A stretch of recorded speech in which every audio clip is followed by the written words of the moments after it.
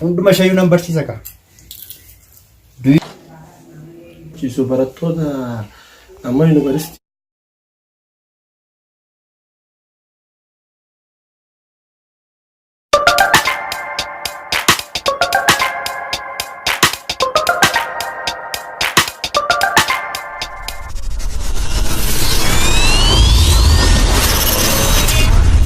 Kasteka doko lubbuun kee weera maal lubbuun kootu darbe ijoollee Oromoo meeqaatu na bukketti dhume.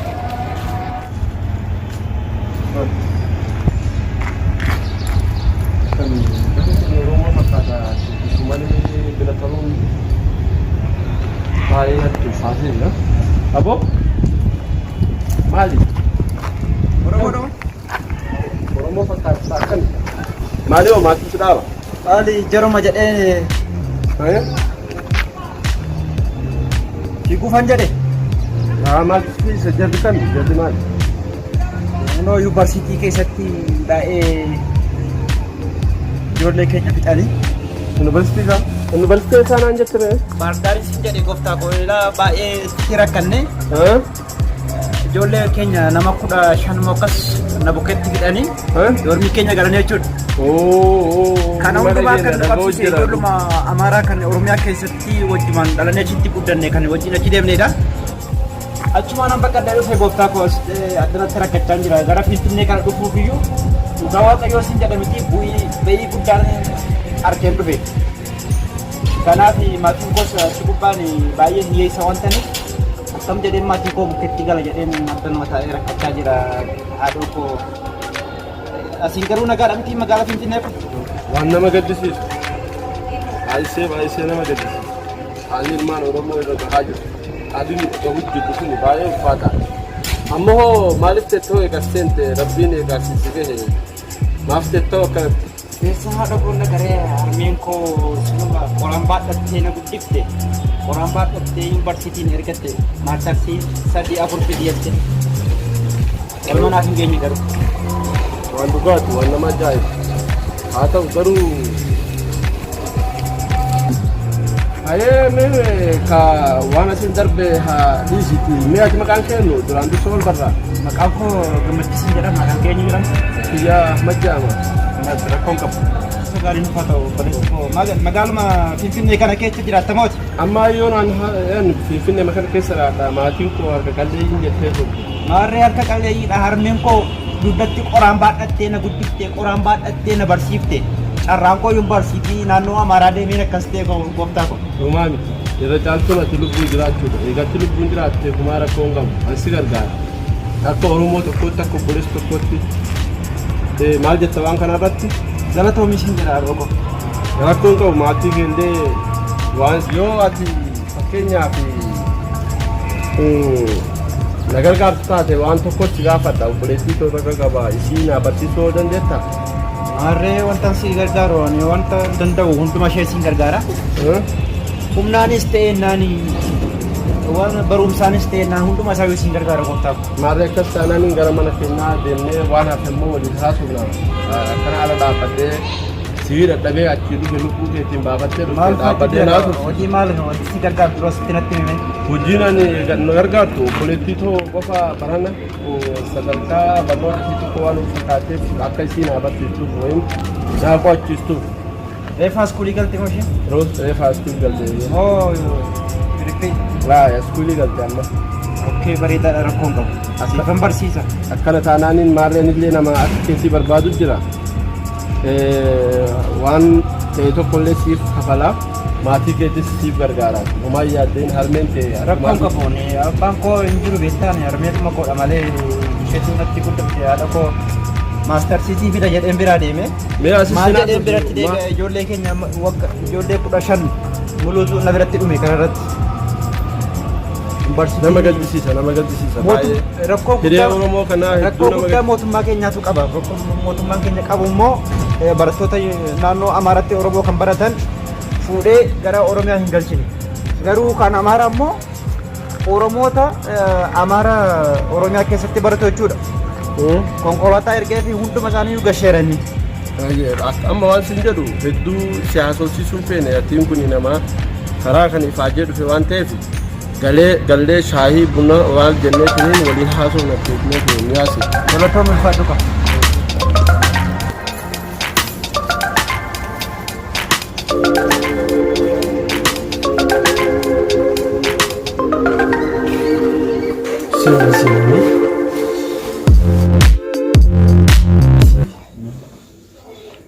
Taa'e ofirraa. Okay.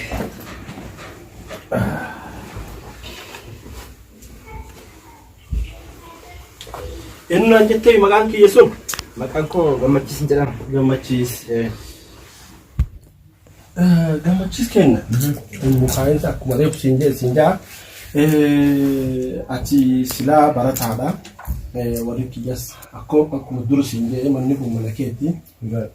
Mindaa dhaabbataa sii godha. Galataan guddaa yoo ammoo haalli kee fi walitti nuti tolaa deemne akkuma maatii kennaa ta'uudhaan kanarra siif wanni godhaa deemaa mindaa kee ammaaf siftuu murteeffatamu sii murteessaree. Rakkoon qabu ati naa murteessituyyuu. Yeroodhaaf ani birrii Itoophiyaadhaa 5,000 sii kafala. 5,000. Maarree isa akkamiin dhagama? Isiin laaptooppa kana fayyadamti. Isinuma lamaantu qabaachuu kana. Okay. Akkasitti amma immoo isii yaamee 5,000 yoo sitti qaattullee taatu. Laa beessa. Laa isa caalaan dabalin. Siifin dabala. Maarree 5,000 kaffalteennaan maatii kooyyuu gargaaruu nan danda'a. Maatiin koo harka qalleeyyii waan ta'eef kanumaa of soraadhee achi bakkee taa'aa jirama. Finfinnee keessa dhufee maal godhaa jedhee achuma taa'aa jira malee. 5,000 kaffalteennaan ejjaan baay'ee bareeda. Rakkoon qabu. Rakkoo qabu. Waan maatii keettis waan maatii keetti anattu laalee warra keettiif ergaa. Laaleetiniin gidduu tana keessatti haala baankii laaleetiniin waan tokko si kenna. Saniif yaaddeen waan warra keettiitii fi amma achi yaaddoon tokko sitti akkasitti siin yaamee dhufa. Akkasitti ammoo mukaa'inni waan tokko laala silaa barataan daftara laala. Maarree nuti kanuma hojiin keenya kana akkana taala ni wal ta'uu oolu. Okay. Akkasitti hanga deebi'utti tokko. Oho. Ani kanaaf itti nareeme miti. Yaa laafaa koo iddoo hundumaa jirtaati. Sirriitti yeroo godhamu. Maarree isa kamii bareeda uffadheen taa'ayyuu. Ana obsitu. Seen obboleessa. Akkam. Naguma.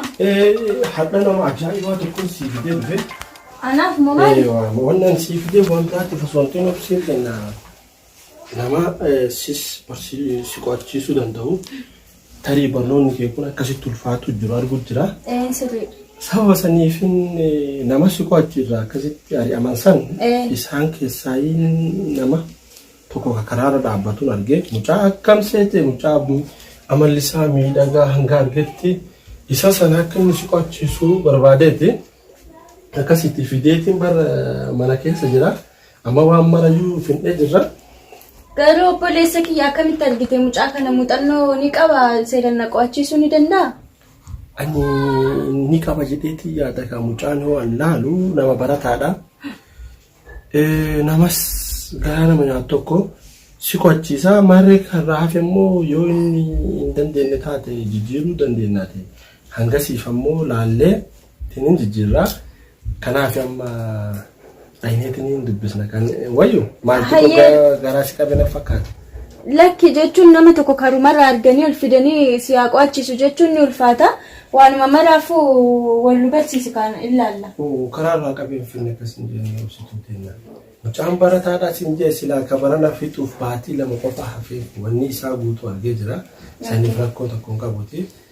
Akkasitti amma gabbaanee kaa isa bira dhayinee wajjin haasofna miyaasi. Tole. Jarri dhufu geessi kana deebisuun qaba.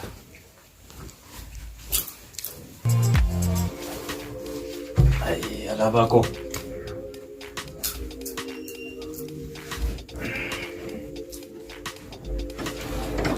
Siidha toltarii ta'e. Yesuure. Taa'uuf hin deemaa miti. Gammachiis kenna. Obboleettiin too isiidha. Okay. isa gammachiis jedhama. Wal baradhaanii kaasilaa heegaree fi nama si qo'achiisu barsiisaa kee ta'uu mala. Tole. Wal baradhaanii. Okay, gammachiis jedhama. Obsituu jedhama. Okay, wal barumsa gaarii. Wal barattanii miti? Egaa wal barattanii waan si dhaama dhagaa. Wanni si dhaama doonii obboleettii isii malee hin qabu. Obboleettiin koo akka kamii olitti waan isii jaaladhuu fi wanni tokko akka isiisan miidhu waan wayii isa jedhamu fedhu. Miidhaan jiru na bukkee miidhaan hin jiru waan tokkoyyuu. Wannan jechuuf deemu siif galee jira na fakkaate.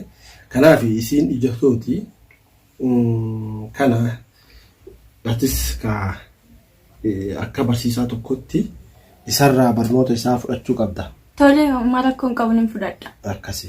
Akkas taanaan kan babbaheetiin deebi'aa isaafis dadhabee waan dhufeef waan tokko inni fi saniin booda barnoota keetis qo'annaa itti fufi waan gama keetii ammoo akkuma siin jedhe sani wanna kee guutuu narraa akkasi. Tole obboleessi. Meetaan shaayirri si fidee dhufa. Isa booda na qo'achiista. Haa ta'u.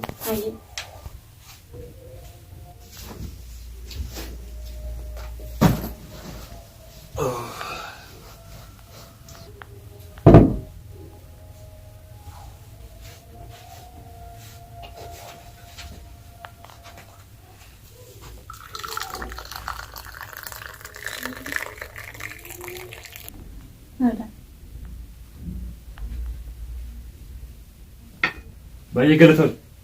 Mara kun qabu.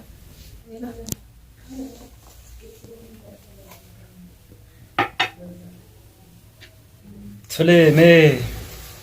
Kunoo kana. Askuuliin baradhatte miti? Rakkoo qabamaa kun forex exam jedhama. Sagantaan isa kanaa kanarraa kaastee amma asitti hin dandeessaa mitiire? Hin danda'a. Tole qaama kanatti dandeessee naani.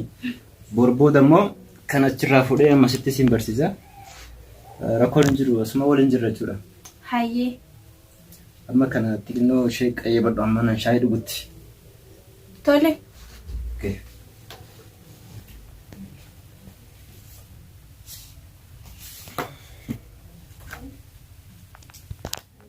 Qayyabadhu kasirratti. Tole qayyabachaatuma jira xiqqoo bakka kanan na dhibe. Yes. Kuno bakka kanan na dhibe. For example, kill the people. Rakkoon qabu kun amma bakka kanaatu bu'a. Hayyee. Kana fuutee kana keessa buuftaa isa booddee achumaan kanatti darbi. Kana fuudhees kaa? Tole barsiisaa eessaa dhufte yuunivarsiitii kamii dhufte? Ani yuunivarsiitii Baardar barachuu turre. Achumaan ijoollee Oromoo nama baay'ee wajjin achi keessa barachuu turre. Doormii keenya keessa dhingada dhufanii ijoollee nama 15 achitti ajjeesanii ani immoo achumaan waaqomti na baaseen dhufe. Ijoolleedhuma keenya ijoollee Oromoo? Ijoolluma Oromoo akkasitti fixaa jiru kaamarri ati Oromoo ta'ennaan akkati Oromoo taate si baraneenna achumaan battalumatti si ajjeesu. Haala kanaan barattoonni keenya kaa hedduu miidhamaa jiru jechuudha omtuun baratani. Maarree barattoonni keenya baay'eetu miidhamee jira. Achumaan otuma mootummaa sirrii otuu qabaanne ta'ee nu gargaaruu ture. Barattoota kan naannoo warra Amaaraa jechuudha. Kan Oromiyaa keessatti baratan mootummaan naannoo Amaaraa konkolaataa ergee fi hunduma ishee guureera. Nuti ammoo nama waan tokkollee nu quba qabu hin jiru. Kanaaf nuti baay'ee guddaa rakkachaa jirra. Garuu anamiti ijoollee lubbuun isaan darban isaantu na gaddisiisaa jira malee. Anillee rabbi faa galatu beera.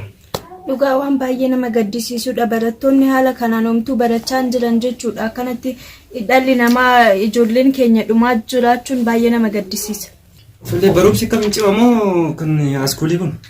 Barumsi homaan jedhu bakka xiqqoo natti ulfaachaa jira malee. Kanumaaf obboleessi kiyya immoo baay'ee na gargaara. Garuu barsiisaa dabalata waan na barbaachiseef. Ani kaasirratti si qayyabachiisa. Waa'ee barumsaa sirriitti hin danda'a. Barumsa kam dandeessa sirriitti? Hin danda'a. Ati seeraan na qo'achiisnan obboleessi kiyyas na qo'achiisaanis ni qo'adha.